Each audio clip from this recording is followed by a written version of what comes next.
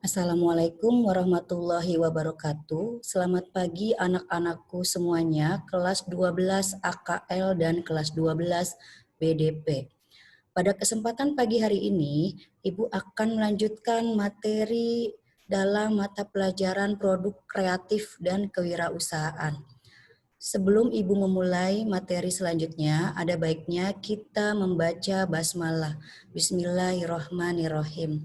Baiklah, sebelum Ibu mulai materi kita pada pagi hari ini, Ibu sekedar mengingatkan, tidak bosan-bosannya Ibu mengingatkan bahwa setiap pembahasan materi-materi pelajaran Ibu Arna, yaitu PKK dan pengelolaan bisnis retail, itu bisa kalian lihat di YouTube channel sekolah. Dan jangan lupa kalian beri tulisan hadir sebagai absensi kalian di mapel pelajaran PKK ataupun bisnis retail. Jika tidak, maka absen tidak Ibu anggap mengikuti pelajaran tersebut. Baik, kira-kira kalian sudah paham, jadi tolong disaksikan, disimak di YouTube channel mata pelajaran PKK dan perencanaan bisnis retail. Baiklah, Ibu mulai yang pertama yaitu kalian buka di halaman 30. Kita materinya lanjut dari rencana-rencana pemasaran produk. Ya, halaman 30 di buku kalian yaitu rencana-rencana pemasaran produk.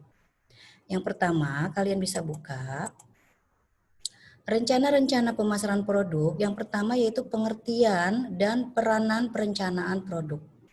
Pengertiannya adalah sebuah rumusan usaha yang akan dilaksanakan dalam bidang pemasaran. Caranya dengan memakai sumber daya yang terdapat pada wirausaha produk.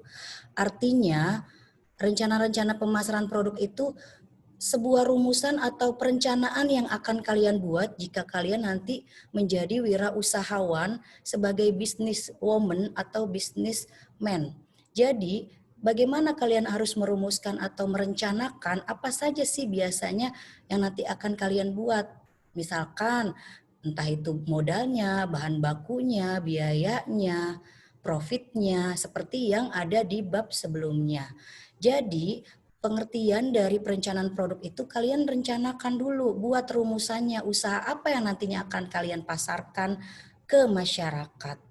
Dan memakai sumber daya apa untuk berwirausaha produk. Misalkan sumber dayanya apa? Sumber daya itu kan ada dua, alam dan manusia. Manusia itu berarti kan orangnya, berarti ownernya atau pengelolanya, atau dalam hal ini staff-staffnya. Tapi kalau sumber daya alam itu lebih kepada materialnya atau bahan bakunya apa saja untuk membuat usaha yang akan dipasarkan.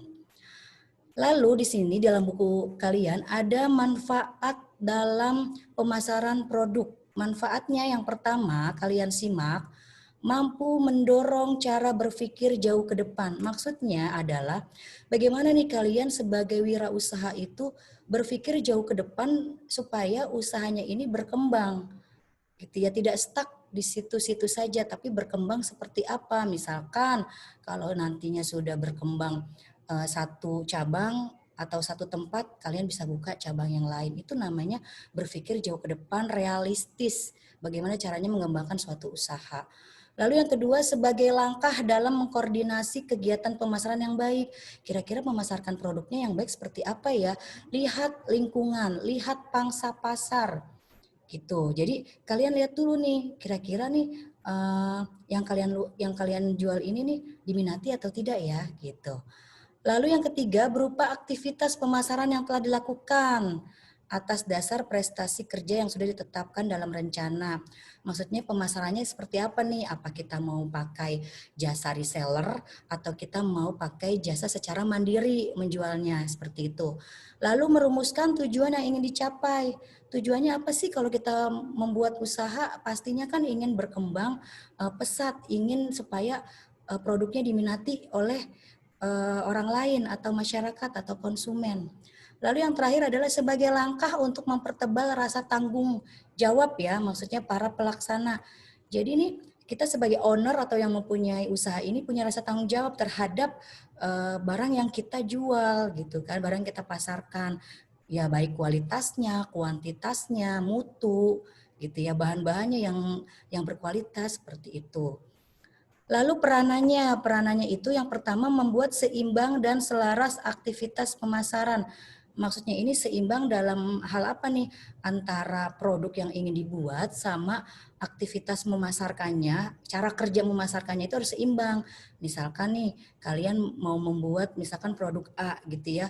Nah, itu harus selaras dalam arti kita punya target satu hari berapa piece gitu ya. Nah, aktivitasnya juga kita harus gencar-gencar untuk uh, memasarkannya gitu loh. Misalkan baik sosial media, baik secara kita personal selling, menjual langsung itu juga bisa. Lalu memakai cara-cara berusaha secara intensif dan optimal. Dalam hal ini yaitu secara optimal dan secara intensif itu terus-menerus. Misalkan kalian tuh dalam hal misalkan bisa juga dalam hal promosi itu harus gencar-gencar promosinya supaya barang yang kita pasarkan itu bisa diminati dan disukai oleh si pembeli tentunya. Lalu yang ketiga, memberikan keselarasan dan keserasian pada bagian wirausaha agar mencapai tujuan serta sasaran usaha. Yang tadi Ibu Arna sampaikan, tujuan kita apa sih buat usaha? Tentunya pengen atau ingin supaya berkembang ya di kemudian hari. Tidak mungkin maunya bangkrut kan seperti itu. Lalu yang terakhir, bahan pengendalian yang cepat, tepat, dan teratur.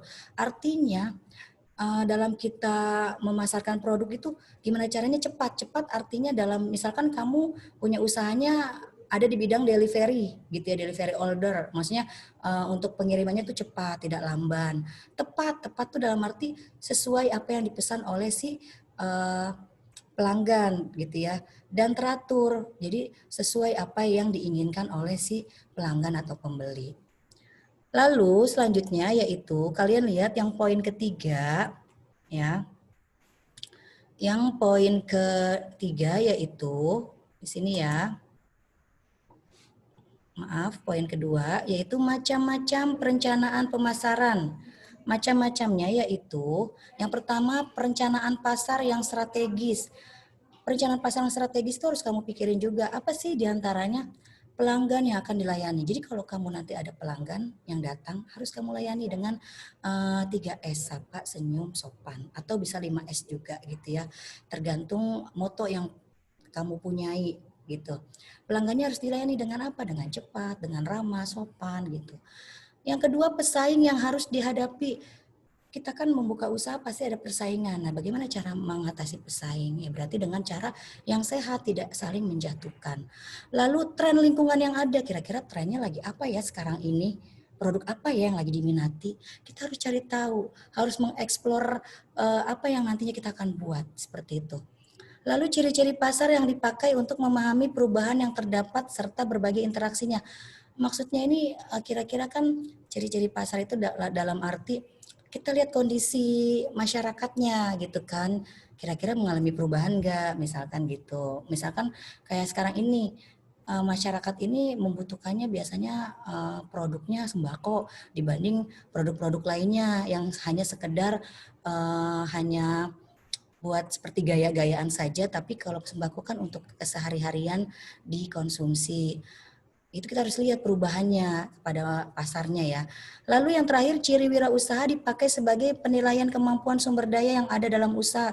Jadi ciri-ciri wirausaha kalau kalian mau tahu itu ciri-ciri wirausaha itu yang pertama harus berani menanggung resiko. Artinya jika kita suatu saat mengalami kebangkrutan atau kerugian dalam usaha kita, kita harus mampu berdiri, mampu membangun kembali apa yang sudah jatuh atau yang sudah bangkrut gitu ya. Jadi mampu membina atau mampu mengambil resiko dalam kita ini membuka suatu usaha.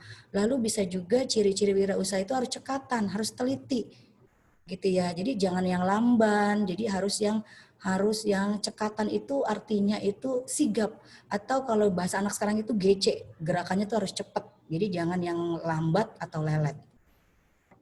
Lalu yang kedua, perencanaan strategi pemasaran usaha, diantaranya analisis terhadap berbagai sumber daya dan lingkungan usaha serta strategi acuan produk. Maksudnya nih apa yang kamu buat, produknya yang kamu buat ini harus kamu analisis, kamu pelajari. Kira-kira nih strateginya membuat produk, misalkan apa nih, kopi, apa ya strateginya ya, seperti apa ya, caranya seperti apa ya, strategi itu kan caranya ya, supaya diminati seperti apa ya, kayak gimana nih gitu kan, supaya produknya diminati. Oh mungkin kemasannya atau kualitasnya lebih bermutu, seperti itu. Lalu analisis terhadap situasi, berarti situasi itu lingkungan ya, lihat di lingkungannya, kalau kita jual kopi, kira-kira situasi lingkungannya mendukung nggak ya, entah itu dari segi harga atau rasa, seperti itu. Lalu perencanaan pemasaran yang strategis, biasanya tempatnya kamu pikirkan kira-kira yang terjangkau oleh penglihatan konsumen atau pembeli. Lalu perencanaan pemasaran yang operasional, maksudnya pemasaran yang operasional itu kira-kira di lapangan bagaimana nih, diminati enggak gitu ya, makanan atau minuman atau produk yang kita buat diminati atau tidak oleh masyarakat. Yang terakhir adalah perencanaan pemasaran produk baru. Misalkan kalian sudah buat kopi, kopi sudah dinikmati, sudah diminati oleh si konsumen. Kira-kira perencanaan produk baru apa yang akan saya buat ya? Misalkan, saya mau buat produk barunya selain kopi ini, misalkan saya mau buat bakery-nya atau rotinya atau membuat pastry-nya atau roti keringnya atau cake, itu produk baru maksudnya. Jadi memasarkan produk baru, jadi kamu tetap menjual kopi tapi ada barang pendukung atau produk pendukung dari kopi tersebut agar ada variasinya, seperti itu. Lalu yang keempat adalah proses perencanaan pemasaran. Langkah-langkahnya yaitu kalian bisa lihat di halaman 31 ya prosesnya. Prosesnya itu kalian halaman 31. Prosesnya yang pertama, analisis hasil prestasi kegiatan pemasaran. Kegiatan pemasaran itu kan yang pertama menyalurkan produk, gimana caranya sampai ke tangan konsumen. Itu kegiatannya. Setelah udah sampai, kita evaluasi kira-kira udah sampai nih, ada komplain nggak ya dari konsumen mengenai produk yang kita jual. Seperti itu. Lalu di sini ada analisis SWOT. Ya, kalau kalian lihat di prosesnya itu ada analisis SWOT, berarti menyangkut strength-nya, weakness-nya, opportunity-nya, dan threat-nya. Artinya analisis SWOT ini kekuatan si produk kamu itu ada di mana, kekuatan si kopi itu ada di mana. Misal wanginya yang khas, aromanya yang sangat wangi gitu kan, harum. Nah, weakness, kelemahannya di mana? Misalkan kelemahannya, misalkan kelemahannya kalau dikonsumsi jangka panjang atau berlebihan akan menimbulkan A, B, C, D. Nah, itu kalian yang harus kalian tahu gitu ya. Opportunity artinya berarti opportunity ini kesempatannya. Kesempatannya berarti harus apa? Kira-kira produk kopi yang saya buat ini ada peluangnya nggak sih? Kesempatan peluang kedepannya bagus nggak sih? Gitu. Seperti itu. Jadi kira-kira akan panjang nggak usahanya kalau kopi ini, seperti itu. Nah, terakhir trade itu berarti ancaman. Kira-kira banyak nggak ya pesaing untuk membuat produk kopi, seperti itu ya. Lalu yang ketiga, penentuan tujuan pemasaran. Tujuan pemasaran itu berarti apa tujuannya? Misalkan agar produk yang dijual atau dipasarkan bisa diminati oleh konsumen, seperti itu. Lalu ada penetapan strategi pemasaran. Strategi pemasarannya seperti apa yang tadi dibilang. Misalkan strategi pemasarannya inginnya misalkan kamu produknya itu mau dibuatnya sedemikian rupa, baik dalam packagingnya atau kemasannya, atau bisa juga pelayanannya yang misalkan yang ramah, itu merupakan strategi loh. Jadi misalkan kamu sama-sama jual kopi, sebelah toko kamu atau gerai kamu itu kopi juga, tapi kalau kamu misalkan buatnya dengan pelayanannya dengan senyum, ramah, itu akan pelanggan itu akan banyak ke tempat kamu dibanding ke tempat yang sebelah gerai kamu. Seperti itu. Jadi strateginya kayak apa? Berarti bisa lebih ke pelayanannya. Yang terakhir ya, di sini ada berarti penetapan target pemasaran. Targetnya apa nih? Misalkan target itu bisa target penjualan, bisa targetnya target si konsumennya.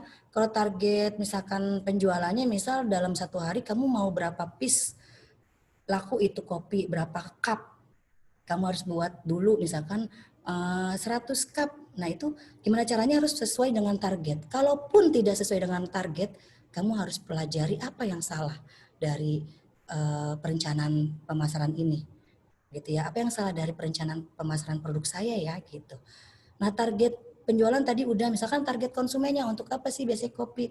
Target konsumennya konsumen menengah ke bawah atau menengah ke atas atau kalangan anak-anak, remaja, orang tua, itu kalian harus pikirkan.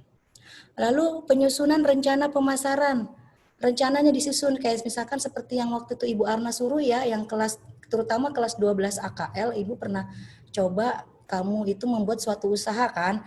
Nah, rencananya kamu bikin kan dari modal, dari bahan baku, dari apa lagi tuh? Dari profitnya, dari pembayaran tenaga kerjanya, dari pembayaran sewa tempat, itu sudah Ibu kalian suruh bikin ya. Tapi kalau di BDP kebetulan belum karena BDP kan baru saja selesai dari prakerin ya. Jadi intinya kalian harus menyusun rencana pemasaran baik dari modal sampai kepada profit yang diinginkan atau keuntungan yang akan diinginkan. Lalu penyusunan program pemasaran, penyusunannya misalkan penyusunan program pemasaran itu misal disusun dulu pertama pembuatan gitu ya, pembuatan produk. Habis pembuatan produk misalkan habis pembuatan apa? Memasarkannya, habis memasarkannya mendistribusikannya seperti itu. Lalu yang terakhir penyusunan anggaran pemasaran, dianggarkan, dirincikan biaya-biayanya yang diperlukan di dalam memasarkan suatu produk. Ya, jadi hanya itu saja yang bisa Ibu jelaskan. Nanti kalau kalian kurang paham dengan yang Ibu jelaskan, silakan kalian bisa chat langsung ke nomor WA Ibu atau kalian bisa berulang-ulang mendengarkan materinya di YouTube channel sekolah. Oke, demikian materi pada pagi hari ini yang Ibu berikan. Kurang lebihnya Ibu mohon maaf. Wassalamualaikum warahmatullahi wabarakatuh.